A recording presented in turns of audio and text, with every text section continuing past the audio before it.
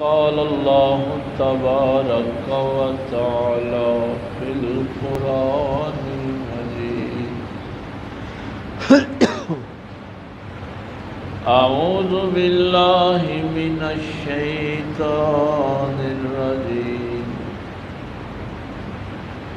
بسم الله الرحمن الرحيم إن الدين عند الله الإسلام وما اختلف الذين أوتوا الكتاب إلا من بعد ما جاءهم العلم بغيا بينهم ومن يكفر بآيات الله فإن الله سريع الحساب آمنت بالله صدق الله العظيم وصدق رسوله النبي الأمي الكريم ونحن على ذلك من الشاهدين والشاكرين والحمد لله رب العالمين.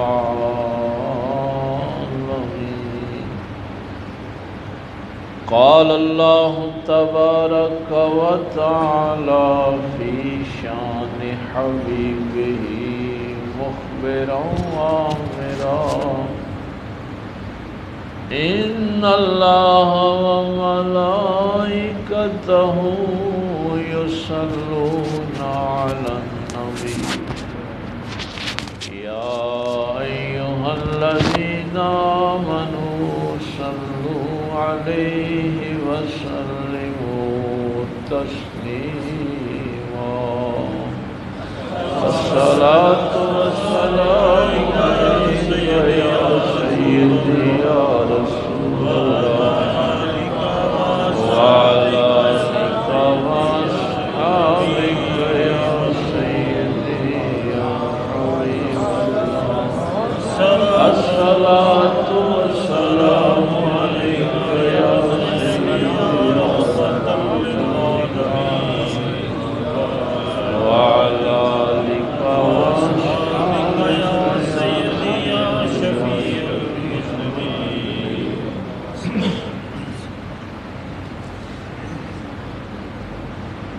اللہ رب العزت کی حمد و ثنا کے بعد کہ جو اپنی ذات کے اعتبار سے بھی یکتا ہے اور صفات کے اعتبار سے بھی یکتا ہے، اللہ کا کوئی شریک نہیں، وہی اس کائنات کا خالق اور معبود برحق ہے۔ اسی نے انسان کو اشرف المخلوقات بنایا اور ہم سب نے پلٹ کر اسی اللہ کے حضور پیش ہونا۔ بے حد و بے انتہا درود و سلام امام الانبیاء حبیب کبریاء شفیع المذنبین رحمت للعالمین تاجدار سلطنت دنیا و دین آمینہ کے لال باعث تخلیق کائنات احمد مجتبیٰ محمد مصطفیٰ صلی اللہ علیہ وآلہ وسلم کی ذات اقدس پر کہ جن کے صدقے اللہ نے ہمیں ایمان کی دولت سے مالا مال فرمایا۔ نہایت ہی واجب الاحترام معزز سامعین، بزرگوں، دوستوں، عزیز بھائیوں، گزشتہ جمعے اس کائنات کی سب سے بڑی گواہی کہ معبود، الہ، حاکم صرف اللہ کی ذات ہے، تو یہ گواہی فرشتے بھی دیتے ہیں اور عدل والے جو علم والے ہیں وہ بھی یہ گواہی دیتے ہیں۔ تو اس پہ ہم نے پچھلے جمعے گفتگو کی تھی اور وہاں میں نے ایک جملہ آپ سے عرض کیا تھا کہ اس قرآن کریم کی، اس دین کی ضرورت اس بندے کو ہے جو بندہ اپنی آخرت کے لیے فکر کرتا ہے،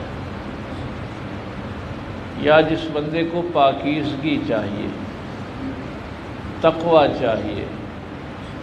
تو جس بندے کو اللہ کا قرب نہیں چاہیے اس کو اس دین کی ضرورت ہی نہیں ہے، نہ اس قرآن کی ضرورت ہے، نہ نماز روزے کی ضرورت ہے۔ تو یہ تو ساری چیزیں اس کے لیے ہیں جو اس عظیم گواہی کے ساتھ کھڑا ہوتا ہے کہ معبود اللہ ہے، میرا مالک اللہ ہے، حاکم میرا اللہ ہے، اور اس نظام کو میرے جسم پہ نافذ کرنے کے لیے اللہ تعالیٰ نے نبی پاک صلی اللہ علیہ وسلم کو اس دنیا میں مبعوث فرمایا۔ اس سے اگلی آیت آج ہم نے تلاوت کی، ارشاد ہوا کہ ان الدین عند اللہ الاسلام، اللہ کے نزدیک دین جو ہے وہ صرف اسلام ہے۔ اگر تم نے اللہ کو دیکھیے نا، یہ کیسی ایک ترتیب ہے کہ پہلی آیت میں گواہی دی ہے، بھئی اگر گواہی دی ہے تو اب دین جو ہے نا وہ صرف اسلام، اس اللہ کے نزدیک اور کوئی ضابطہ حیات جو ہے وہ قابل قبول نہیں۔ اور بڑی عجیب بات میں جب اس آیت کو تلاوت کرتا ہوں، اللہ فرماتا ہے وَمَا اخْتَلَفَ الَّذِينَ أُوتُوا الْكِتَابَ إِلَّا مِن بَعْدِ مَا جَاءَهُمُ الْعِلْمُ، جب علم آ گیا، جب پتہ چل گیا کہ حق کیا ہے، باطل کیا ہے، جھوٹ کیا ہے، سچ کیا ہے، تو پھر اہل کتاب جو ہیں، یہاں اللہ تعالیٰ نے سارے کفار کو مخاطب نہیں کیا، وَمَا اخْتَلَفَ الَّذِينَ أُوتُوا الْكِتَابَ، یہ جو اہل کتاب تھے جن کے پاس آسمانی کتاب تھی، تورات تھی، انجیل تھی، زبور تھی، صحائف تھے، انہوں نے علم آ جانے کے بعد پھر اختلاف کیوں کیا؟ بھئی جب پتہ چل جائے کہ یہ بات حق ہے، سچ ہے، تو پھر اس میں لڑائی کا، فساد کا، دنگے کا کیا مقصد ہے؟ اللہ تعالیٰ نے فرمایا بغیم بینہم، علم آ جانے کے بعد اہل کتاب نے یہ جو آپس میں اختلاف کیا، لڑائی جھگڑا کیا، فساد کیا، وہ اس کتاب کی وجہ سے نہیں کیا، بلکہ بغیم بینہم، وہ آپس کی دشمنی اور ضد اور ہٹ درمی کی وجہ سے۔ یعنی دین کے معاملے میں اگر کوئی بندہ آپ کو لڑتا ہوا نظر آئے، جس کے پاس کتاب ہے، ہدایت ہے، اللہ کے نبی کی ذات موجود ہے، اور پھر بھی وہ دین کے نام پہ لڑتا ہے، تو اللہ فرما رہا ہے کہ اب اس کے سامنے جب علم آ گیا تو اب بھی وہ جھگڑا کرتا ہے، تو وہ جھگڑا اس کتاب اور دین کی وجہ سے نہیں کر رہا، بلکہ اپنی عداوت اور بغض اور ضد اور ہٹ درمی کی وجہ سے کر رہا ہے۔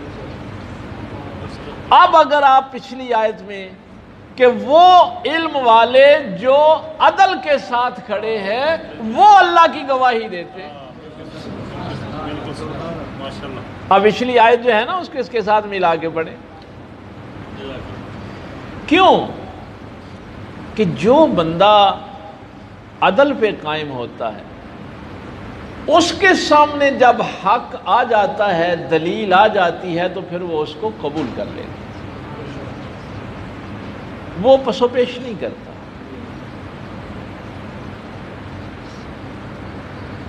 تو اللہ تعالیٰ نے یہ بڑی عجیب بات کہ اللہ کے نزدیک دین تو صرف اسلام ہے، اور اہل کتاب یہ جو آپس میں کتاب کا نام لے لے کے لڑ رہے ہیں، یہ لڑائی دین اور کتاب کی وجہ سے نہیں بلکہ یہ ان کی آپس کی عداوت کی وجہ سے۔ وَمَن يَكْفُرْ بِآيَاتِ اللَّهِ اور جو کوئی بھی اللہ کی آیتوں کو جھٹلائے گا فَإِنَّ اللَّهَ سَرِيعُ الْحِسَابِ، اللہ تعالیٰ تو پھر بڑی سرعت کے ساتھ حساب لینے والا ہے۔ ہاں، اللہ تعالیٰ پھر جب پکڑ کرتا ہے نا، اللہ جب حساب لیتا ہے تو یہ ساری چلاکیاں نکال دیتا ہے۔ یہاں میں مفسرین نے 3 چیزیں بیان فرمائیں۔ ایک تو انہوں نے کہا کہ چونکہ پہلی جو آسمانی کتاب باقاعدہ نازل ہوئی وہ پتہ ہے نا آپ کو تورات ہے، جو حضرت موسیٰ علیہ السلام پہ نازل ہوئی۔ اس سے پہلے آدم علیہ السلام پہ صحیفے نازل ہوئے، ابراہیم علیہ السلام پہ ہوئے، حضرت نوح علیہ السلام پہ ہوئے، مختلف انبیاء پہ صحائف نازل ہوتے رہے، لیکن باقاعدہ شریعت کی جو کتاب اس زمین پہ پہلی نازل ہوئی وہ تورات تھی، وہ موسیٰ علیہ السلام پہ نازل ہوئی۔ تو موسیٰ علیہ السلام جب اس دنیا سے رخصت ہوئے تو اب امت کے لیے یہ معاملہ تھا کہ اس کتاب کو اب ہمارے اوپر کون نافذ کرے۔ ایک نام آپ نے اکثر سنا ہوگا، جب موسیٰ علیہ السلام حضرت خضر علیہ السلام سے ملاقات کے لیے گئے تھے تو اس وقت بھی جو ساتھ بندہ تھا ان کا نام تھا حضرت یوشع بن نون۔ یہ موسیٰ علیہ السلام کے نائب مقرر ہوئے اور آگے اس دین کی خدمت کے لیے بھی، آج تو وہ چونکہ موضوع نہیں، میں اپنے موضوع سے نہیں ہٹنا چاہتا، ان کی ایک شان میں آپ کو صرف عرض کر دوں کہ ایک تو حضرت علی رضی اللہ تعالیٰ عنہ کے لیے سورج واپس پلٹا تھا، دن کو روک دیا گیا تھا وقت کو، اور ایک یہ حضرت یوشع بن نون ہے جن کے لیے وقت روکا گیا تھا۔ میں ان کی ذرا تھوڑی سی عظمت آپ کو بیان کروں۔ یہ جب کفار کے خلاف لڑ رہے تھے تو اگلا دن جو تھا وہ حرمت والا مہینہ شروع ہونے والا تھا، تو انہوں نے یہ دعا کی تھی کہ مولا کریم اگر آج اس دن کو تھوڑا سا لمبا کر دے تو میں یہ فیصلہ آج ہی کروا لوں، آگے تو پھر میں جنگ نہیں کر سکوں گا۔ تو پھر اللہ تعالیٰ نے ان کے لیے اس دن کو روک دیا تھا جب تک آپ کو فتح نہیں ہوگی۔ یہ ہیں حضرت یوشع بن نون۔ تو یہ موسیٰ علیہ السلام کے ساتھ رہتے تھے۔ اب امت نے یہ فیصلہ کیا کہ جو موسیٰ علیہ السلام کے بہت قریبی تھے، جو ان سے تورات سیکھتے تھے، وہ 70 علماء اکٹھے کیے اور ان کا سربراہ حضرت یوشع بن نون کو بنایا، تاکہ یہ جو دین، یہ کتاب موسیٰ علیہ السلام ہمارے درمیان چھوڑ کے گئے ہیں، اس کو آگے کوئی نافذ کرنے والا ہو۔ اب وہاں تک تو وہ نظام ٹھیک رہا، جب تک وہ علماء اور حضرت یوشع بن نون موجود رہے اس وقت تک کوئی اختلاف نہیں ہوا، امت بالکل سیدھے راستے پہ چلتی رہی۔ جب یہ لوگ فوت ہو گئے، اس دنیا سے چلے گئے، تو ان کی اولادوں نے آگے جھگڑے شروع کر دیے۔ یہ قرآن کریم وہ تاریخ بیان کر رہا ہے کہ اب یہ جھگڑا تو کرتے تھے کہ تورات کا میرے پاس علم ہے چونکہ میرے ابے کے پاس تھا، دوسرا کہتا میرے پاس ہے چونکہ میرا ابا جو ہے اس کے پاس تھا، تیسرا یہ کہتا۔ تو اللہ تعالیٰ نے ان کے ان دعووں کی تردید کی ہے کہ یہ جو کتاب والے لڑ رہے ہیں یہ آپس کی عداوت کی وجہ سے لڑ رہے ہیں، یہ دین کی وجہ سے نہیں لڑ رہے۔ اگر یہ دین کی وجہ سے لڑیں تو پھر یہ دین کے دشمنوں کے خلاف لڑیں نا۔ بھئی یہ بڑی عجیب بات ہے نا، ہمارے ہاں بھی میں کئی دفعہ جب علماء سے یہ بات کرتا ہوں تو مجھے آج تک اس بات کا جواب نہیں ملا کہ میں قرآن پڑھ کے کس کی مخالفت کرتا ہوں۔ یہ جو مختلف شہروں میں آپ کو بڑے درس قرآن نظر آتے ہیں، درس قرآن ہو رہا ہے، قرآن پڑھ کے کیا کہہ رہے ہیں؟ فلاں فرقہ غلط ہے، فلاں کی جان مال حلال ہے، فلاں کو مار دو، اس کا مال چھین لو۔ تو یہ سارا کتاب پڑھ کے مخالفت آپ کس کی کر رہے ہیں؟ مسلمانوں کی کر رہے ہیں۔ کبھی آپ نے سوچا کہ یہ دین کس کے خلاف استعمال ہو رہا ہے؟ یہ مذہب کس کے خلاف استعمال ہو رہا ہے؟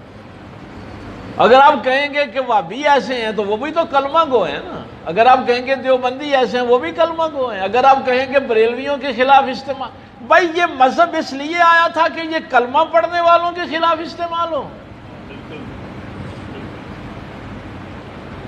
تو یہ قرآن کریم نے ایک بڑی عجیب تاریخ لکھی ہے کہ کتاب کے ماننے والے جب بھی جھگڑا کریں تو سمجھ لینا کہ یہ آپس کی عداوت کی وجہ سے لڑ رہے ہیں، یہ دین کی وجہ سے نہیں لڑ رہے۔ اس دھوکے میں نہ پڑ جانا کہ یہ مولوی اور پیر اور بڑی دین کی بات کر رہا ہے۔ بغیم بینہم، یہ عداوتیں اصل میں ان کی اپنی تھیں، آپس کی ہٹ درمی تھی۔ یہاں پہ نفسیات والوں کی میں ایک بات آپ کو عرض کروں۔ علم نفسیات والے یہ کہتے ہیں کہ انسان کی مختلف جبلتیں ہیں۔ پھر آپ کہیں گے کہ یہ جبلتوں پہ پھر ظاہر ہے بات لمبی ہو جائے گی۔ مثلا مجھے پیاس لگتی ہے تو میں پانی کی طرف دوڑتا ہوں، یہ جبلت ہے میری۔ مجھے کہیں سے خطرہ ہوگا تو میں اپنی حفاظت کے لیے انتظام کروں گا، یہ انسانی جبلت ہے۔ بھوک لگے گی تو کھانے کی طرف دوڑوں گا۔ تو نفسیات والے کہتے ہیں کہ جہاں پہ انسانی جبلت فساد کا باعث بنتی ہے، جب یہ جبلت اس کی غالب آتی ہے کہ میں چھا جاؤں، میں دوسروں پہ غلبہ حاصل کروں۔ اب اگر آپ کو رمضان شریف کے ہمارے خطبے یاد آ جائیں کہ جبلت تو ہے اور یہ حیوانی جبلت ہے۔ بھئی ہم نے کیا کہا تھا کہ بھوک پہ کنٹرول حاصل کرنا ہے نا۔ اب جبلت تو ہے کہ مجھے بھوک لگے گی تو میں کھانے کی طرف جاؤں گا، لیکن حیوان اتنا ہی کھاتا ہے جتنی اس کی ضرورت ہے۔ اب اگر انسان یہ کہے کہ میں دوسروں کا جو ہے اس پہ بھی قبضہ کر لوں تو اب یہ حیوانوں سے بدتر ہو گیا، اس کا اپنی بھوک پہ کنٹرول نہیں رہا۔ اب قرآن نے کہا نا کہ یہ حیوانوں سے بدتر ہو گیا۔ ایک حیوان کو تو جتنی بھوک تھی اتنا اس نے کھایا، باقی چھوڑ دیا، اور تم نے اپنی یعنی بھوک کے مطابق کھا کر بھی اب دوسروں پہ غلبہ حاصل کرنا چاہتے۔ تو یہ تھا نا روزے کا مقصد کہ جتنی تیری ضرورت ہے اتنی پوری کر لے۔ تو یہ جبلت انسان کی حیوانی جبلت ہے۔ اور یہ میں بڑی عجیب بات آپ کو عرض کرنے لگا ہوں، چونکہ یہ نفسیات میں ایک بڑا موضوع ہے، اس پہ بڑی گفتگو کی جاتی ہے، بڑے ریسرچ پیپر لکھے گئے۔ سگے بھائی ہیں نا، ایک ماں باپ کی اولاد، اگر کسی بھائی کے اندر یہ جبلت غالب آ جائے کہ میں دوسرے بھائیوں پہ غلبہ حاصل کر لوں تو وہ گھر فساد کی اماجگاہ بن جاتا ہے۔ اگر محلے میں کسی بندے کے ذہن میں یہ فطور آ جائے کہ میں ہی محلے دا چودھری ہونا چاہوں اور کوئی نہ ہوئے گا تو وہ فساد کرے گا۔ تو جہاں پر بھی یہ انسانی جبلت، دنیا میں اب دیکھیے نا کیا ہوتا ہے کہ جو اپنے آپ کو سپر طاقتیں کہتی ہیں وہ کہتی ہیں ہم نے کمزور ملکوں پہ چھا جانا ہے، وہ عراق ہو، وہ ایران ہو، وہ افغانستان ہو، شام ہو۔ امریکہ کہتا ہے کہ میری بات مانی جائے گی، میں نے غلبہ حاصل کرنا ہے۔ تو یہ حیوانی جبلت ہے۔ اس کو میں ذرا نیچے کر کے لاؤں۔ ہماری یہ کمیٹی کے بھائی خالد صاحب ایک دن ایک بندے سے یہاں الجھ رہے تھے کہ تو یہاں جمعہ کیوں نہیں پڑھتا، مسجد قریب ہے۔ میں ادھر سے آ گیا تو میں نے ان سے کہا کہ کیوں اس سے جھگڑ رہے ہیں؟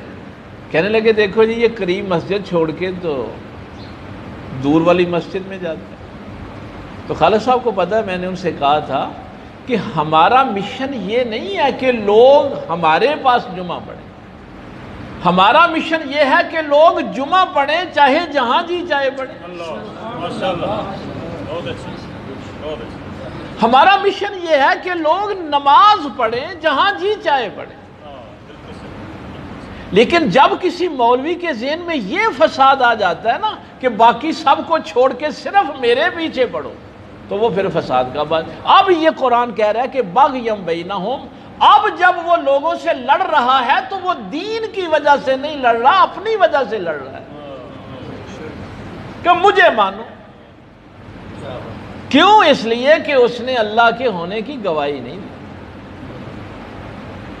تو یہ حیوانی جبلت جو ہے اس پہ دراصل کنٹرول جو ہے وہ حاصل کرنا۔ شاید کسی موقع پہ میں نے حضرت عمر بن عبدالعزیز کی یہ بات آپ کے سامنے رکھی تھی۔ ایک گورنر نے ایک بندے کو گرفتار کیا تو اس نے امیر المومنین کو خط لکھا کہ میں اس کو سزا دینا چاہتا ہوں، صرف آپ سے رائے لینی ہے۔ تو حضرت عمر بن عبدالعزیز نے فرمایا کہ تو اس کو کیوں سزا دینا چاہتا ہے؟ اس نے کہا جی اس نے آپ کو برا بھلا کہا ہے، اس نے برا بھلا کہا ہے، آپ گالیاں دی۔ تو جو حق کی گواہی دینے والے ہیں میں ان کی شان عرض کر رہا ہوں۔ حضرت عمر بن عبدالعزیز رضی اللہ تعالیٰ عنہ نے اس گورنر کو فرمایا اس کائنات میں ایک ہی ہستی ہے جس کو اگر برا بھلا کہیں گے تو سزا ہونی ہے، وہ صرف نبی پاک کی ذات۔ سبحان اللہ۔ ان کے علاوہ کوئی ایسا انسان نہیں ہے کہ جس کی ذاتی مخالفت کی وجہ سے آپ اسے سزا دیں، اس کو چھوڑ دیں۔ مجھے ہی برا بھلا کہے نا، پھر کیا ہو گیا؟ تو اللہ کے دین کو ماننے والا کبھی یہ نہیں سوچتا کہ لوگ مجھے مانتے ہیں یا نہیں مانتے، وہ کہتے ہیں میرے اللہ کو مانو۔ تو یہ بغیم بینہم، یہ بڑی عجیب بات تھی کہ اللہ تعالیٰ بات دین کی کر رہا ہے، اور اب دین کے نام پہ جو جھگڑے ہیں اللہ فرماتا ہے کہ یہ ان کے ذاتی نفسی وجوہات ہیں، یہ دین اور کتاب نہیں ہے۔ بغیر علم ولا ہدن ولا کتاب منیر۔ قرآن کریم نے کیا کمال رہنمائی، جو اللہ کے نام پہ آپس میں جھگڑتے نظر آئیں، اللہ فرماتا ہے کہ نام اللہ کا لیں، دونوں ہی نام اللہ کا لے رہے ہیں اور آپس میں جھگڑ رہے ہیں، تو اللہ فرماتا ہے وہ بھلا کیوں جھگڑتے ہیں؟ بغیر علم، ان کے پاس علم نہیں ہے، ولا ہدن، ان کے پاس ہدایت نہیں ہے، ولا کتاب منیر، یہ روشن کتاب اس کے پاس نہیں ہے۔ اب ہم کہیں گے کہ یہ کیسے ہو سکتا ہے؟ وہ تو قرآن پڑھ کے جھگڑا کر رہے ہوتے، قرآن پڑھ کے لڑائیاں کر رہے ہوتے۔ تو میرے اللہ نے اتنی سخت بات کہی، یقین جانیے بڑا جلال والا جملہ سورہ جمعہ میں آپ نے سنا ہے پہلے۔ تو میرے اللہ نے پھر فرمایا کہ مثل الذین حملوا التوراۃ ثم لم يحملوها كمثل الحمار۔ یہ جو تورات اٹھائے پھرتے ہیں نا، لوگوں کو کہتے ہیں کہ ہم اللہ کی کتاب آپ کو بتائیں گے، ہم اللہ کا دین آپ کو بتائیں گے، اور اس دین کے نام پہ لوگوں میں فساد برپا کرتے ہیں۔ کمثل الحمار، یہ سورہ جمعہ ہے، قرآن کریم نے یہ مثال دی ہے کہ یہ ایسے ہی ہے جیسے کسی گدھے کے اوپر کتاب رکھ دی جائے۔ اگر یہ کتاب کا علم اس کے پاس ہوتا تو اس کے اندر ضد نہ ہوتی، ہٹ درمی نہ ہوتی، جب حق آ گیا تھا تو وہ اس کو قبول کر لیتا، باہمی عداوت نہ ہو۔ تو ایک تو اس کی یہ ہے کہ جب تک حضرت یوشع بن نون حیات رہے اور وہ 70 علماء جو مخلص تھے وہ حیات رہے، اس وقت تک کوئی اختلاف نہیں اہل کتاب میں ہوا۔ لیکن جب ان کے صاحبزادوں نے کاروبار بنایا تو تو میرا ابا پیر سی، میں بھی پیر بننا ہے، میرا ابا دیکھیے میں تو ادھر لاہور اس دن گیا تو ایک مفتی صاحب کا وصال ہوا تھا، تو 4 بیٹے انہوں نے کہا پھر اس طرح ہی ہو سکتا ہے کہ 4 مدرسے ہون تے تاں ہی بچ سکنے ہیں، ایک مدرسے دے تے لڑائی ہونی ہے۔ تو یہ لڑائی اصل میں کسی اور وجہ سے ہوتی ہے۔ اگر آپ نے دین کا کام کرنا ہے تو پھر تو اس کی کوئی ضرورت نہیں ہے۔ دوسری اس میں جو مفسرین نے بیان کی ہے وہ ہے عیسیٰ علیہ السلام کے جو، چونکہ بات پیچھے آ رہی ہے اوت الکتاب، تو یہاں مینشن اہل کتاب کو کیا گیا کہ اہل کتاب اس دین پہ کیوں جھگڑتے ہیں؟ تو چونکہ عیسائی بھی اہل کتاب ہیں۔ اب یہاں سب سے بڑا مسئلہ یہ تھا کہ عیسیٰ علیہ السلام نے کیا کہا جب سیدہ مریم نے اشارہ کیا، فاشارت الیہ، حکم ہوا تھا کہ آپ نے بچے کی طرف اشارہ کر دینا، تو ان یہودی علماء نے کہا قالوا کیف نکلم من کان فی المہد صبیا، تو یہ پنگوڑے میں جو بچہ ہے 2-3 دن کا، یہ ہمارے ساتھ کیسے کلام، یہ مریم کیا کر رہی ہے، یہ کیسے بات کرے گا ہمارے ساتھ؟ تو بچہ بول پڑا قال انی عبد اللہ، تو عیسیٰ علیہ السلام نے کیا کہا کہ میں اللہ کا بندہ ہوں۔ اب وہ نبی جو ساری زندگی لوگوں کو یہ تعلیم دیتا رہے کہ میں اللہ کا بندہ ہوں، اس کے آسمانوں پہ اٹھائے جانے کے بعد اس کی امت یہ کہے کہ یہ ابن اللہ ہے، یہ اللہ کا بیٹا ہے، تو قرآن یہ کہہ رہا ہے کہ یہ بھی جو بات ہوئی تھی یہ ان کی آپس کی ضد کی وجہ سے ہوئی تھی، عیسیٰ علیہ السلام نے یہ تعلیم نہیں دی تھی، انجیل کی یہ تعلیم نہیں تھی، تورات کی یہ تعلیم نہیں تھی۔ اور پھر آخر میں ایک تفسیر اس کی یہ کی گئی ہے، عیسیٰ علیہ السلام کے خلاف کیس لے کے یہودی علماء بادشاہ کے پاس گئے تھے، یہ بھی بڑی عجیب بات ہے، یہ تورات کا علم رکھنے والے نبی کے خلاف چلے گئے کہ ان کو سزائے موت دے دی جائے۔ اب دیکھیے قرآن کریم پوری ہسٹری بیان کر رہا ہے کہ جب تورات، بات کیا ہے کہ ما جاءہم العلم، وہ علم آ جانے کے بعد اختلاف کیا، علم آ جانے کے بعد جھگڑا کیا، فساد کیا، تو وہ جیوری بیٹھی بھائی انہوں نے، اور بادشاہ کو ساتھ یہ بھی کان بھرے گئے کہ دیکھیے یہ مردوں کو زندہ کرتا ہے، اندھوں کو بینا کرتا ہے، اگر اس کے یہ سلسلے ایسے ہی جاری رہے تو کہ یہ کل کو تیری بادشاہت کو بھی خطرہ ہے، یہ تو تجھ سے تیری بادشاہت چھین لے گا، اس واسطے ٹائم سے ہی ذرا بندوبست کر لیں۔ وہاں پہ وہ جو قرآن کریم نے کہا کہ انہوں نے وَمَكَرُوا وَمَكَرَ اللَّهُ وَاللَّهُ خَيْرُ الْمَاكِرِينَ، انہوں نے بھی تدبیر کی کہ عیسیٰ کو راستے سے ہٹا دیں، اور پھر ایک اللہ نے تدبیر کی، اور اللہ تعالیٰ بہتر تدبیر کرنے والا، اللہ تعالیٰ نے اپنے نبی کو بچا لیا، آسمانوں پہ اٹھا لیا۔ تو یہ تینوں چیزیں ہیں، ایک تو یہ ہے کہ اہل تورات آپس میں جو لڑائی جھگڑا کر رہے ہیں وہ بھی ضد، ہٹ درمی اور اپنی دشمنی کی وجہ سے کر رہے ہیں، اگر عیسائی اور یہودی آپس میں لڑ رہے ہیں تو وہ بھی ضد اور ہٹ درمی کی وجہ سے لڑ رہے ہیں، وہ کوئی دین کے لیے نہیں لڑ رہے ہیں۔ میں نے آپ کو یہ واقعہ سنایا تھا، شاید مجھے یاد پڑتا ہے کہ کسی جمعے پہ بات ہوئی تھی کہ شیخ محی الدین ابن عربی، ان کی کتاب فتوحات مکیہ میں میں نے یہ واقعہ پڑھا،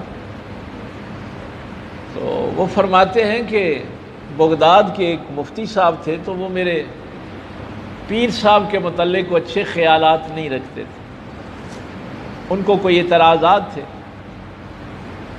تو 1-2 دفعہ انہوں نے میرے ساتھ بھی گفتگو کی کہ آپ کے شیخ کے اندر یہ بھی کمزوری ہے، یہ بھی کمزوری ہے۔ تو میں ان کے ساتھ نفرت کرنے لگ گیا کہ یہ میرے شیخ کے متعلق بری باتیں کہتے ہیں۔ تو ابن عربی یہ اپنا ذاتی واقعہ لکھتے ہیں۔ یہ ابن عربی میں آپ کو بتاؤں یہ کون ہے؟ اور یہ کتاب یہ جو فتوحات مکیہ ہے یہ کیا ہے؟ فتوحات مکیہ ابن عربی نے لکھ کے کعبے کی چھت پہ رکھی تھی، یہ اپنے ہاتھ سے لکھی سیاہی قلم دوات کے ساتھ،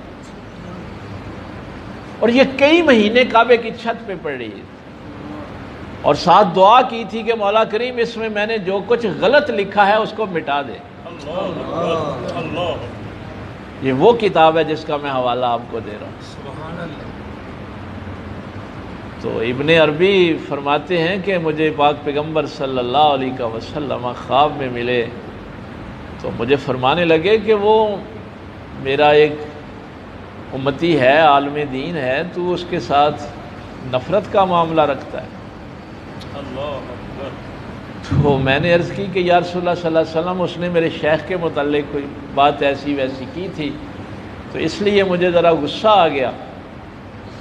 تو ابن عربی نے یہ جملہ لکھا فتوحات مکیہ کے اندر کہ نبی پاک صلی اللہ علیہ وسلم نے فرمایا محی الدین وہ تیرے پیر کا مخالف ہے، تیرے نبی کا مخالف تو نہیں۔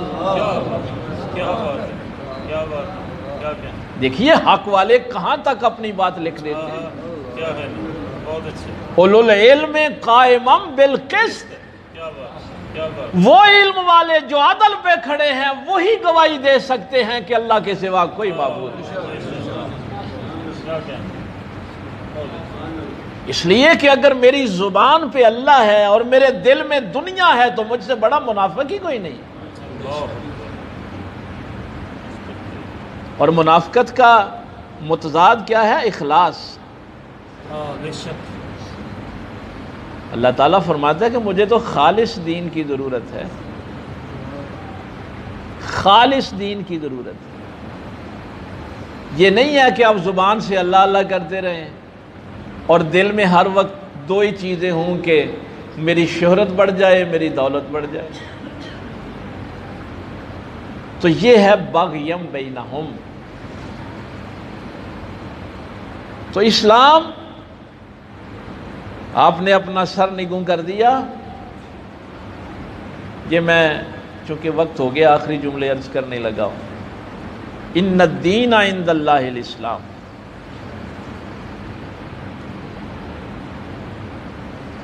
قل یا ایھا الکافرون لا اعبد ما تعبدون۔ میں ان کی عبادت کرنے والا نہیں ہوں جن کی تم عبادت کرتے، وَلَا أَنْتُمْ عَابِدُونَ مَا أَعْبُدُ۔ تو معبود کا معنی میں نے کیا بتایا تھا آپ کو؟ حاکم، جس کا حکم آپ کے جسم پہ چلتا ہے وہ معبود ہوتا ہے۔ تو میرے پاک پیغمبر صلی اللہ علیہ وسلم نے دو ٹوک یہ بات ارشاد فرما دی کہ جن کا تم حکم مانتے ہو میں ان کا حکم ماننے کے لیے تیار نہیں، اور جس اللہ کا میں حکم مانتا ہوں تم اس کا حکم ماننے کے لیے تیار نہیں۔ تو اب فیصلہ اب یہ ہوا ہے کہ لکم دینکم ولی دین، تمہارا دین تمہارے لیے، ہمارا دین ہمارے لیے۔ یہ نہیں ہوگا کہ زبان سے ہم اللہ اللہ کرتے رہیں اور میرے جسم پر نظام کسی اور کا چلتا رہے۔ تو یہ لفظ دین جو ہے نا یہ کفر کے لیے بھی استعمال ہوا ہے، اس لیے اللہ تعالیٰ نے یہاں یہ مینشن کیا کہ دین تو اس دنیا میں بہت ہیں۔ اور بھائی جو بھی کوئی کسی کا حکم مانتا ہے وہ اس کے دین پہ چلتا ہے، اور اللہ فرماتا ہے کہ اللہ کو جو دین پسند ہے وہ صرف اسلام ہے۔ اب یہاں پہ یہ بھی ایک سوال اٹھتا تھا، اور یہ بات کئی دفعہ میں نے آپ سے کی ہے کہ آدم علیہ السلام سے لے کے خاتم تک، آدم سے خاتم تک دین ایک ہی رہا ہے۔ تو جب دین ایک ہے تو پھر جھگڑا کس بات کا؟ بھائی جب ہر نبی کا دین ایک ہی ہے اور اس میں دو چیزیں میں نے آپ سے عرض کی تھی کہ عبادت اللہ کی کرنی ہے اور زندگی عدل سے گزارنی، بس یہی دو چیزیں ہیں دین۔ تو جو ہٹ درم ہے، ضدی ہے، فسادی ہے، وہ عادل نہیں ہے، اس کے اندر عادل نہیں ہے۔ اور میرا اللہ فرماتا ہے کہ لا الہ الا اللہ کی گواہی وہ دے جو عادل ہے، جو عادل نہیں وہ نہ کہے لا الہ الا اللہ۔ اس سے بڑا جھوٹا کوئی نہیں ہے کہ وہ زبان سے تو اللہ کو الہ مانے اور اس کے جسم پر حکم کسی اور کا چلتا ہو۔ تو اللہ کو تو جب اس دین میں آپ آ جائیں گے، اسلام میں آ جائیں گے، لکم دینکم ولی دین، میں نے اس لیے آپ کو بتایا ہے کہ کفار بھی جس پہ عمل کر رہے ہیں وہ بھی دین ہی ہے، لیکن اللہ کو صرف یہی دین پسند ہے جس میں عدل ہے اور اللہ معبود ہے۔ تو پھر میرے پاک پیغمبر صلی اللہ علیہ وسلم کے دین کے معاملے میں جو میں بات عرض کر رہا تھا کہ جب پھر اس میں بندہ داخل ہو جاتا ہے تو پھر اس کا ایمان بھی محفوظ، سلامتی ہی سلامتی، اس کی جان بھی محفوظ، اس کا مال بھی محفوظ، اور اس کی دنیا بھی محفوظ، اس کی آخرت بھی محفوظ، سلامتی ہے نا۔ ربنا آتنا فی الدنیا حسنہ وفی الآخرۃ حسنہ وقنا عذاب۔ تو یہ سلامتی پھر یہاں تک نہیں رہے گی، یہ سلامتی آپ کو آخرت تک ملے گی۔ اللہ تعالیٰ عمل کی توفیق دے۔ وآخر دعوانا الحمدللہ رب العالمین۔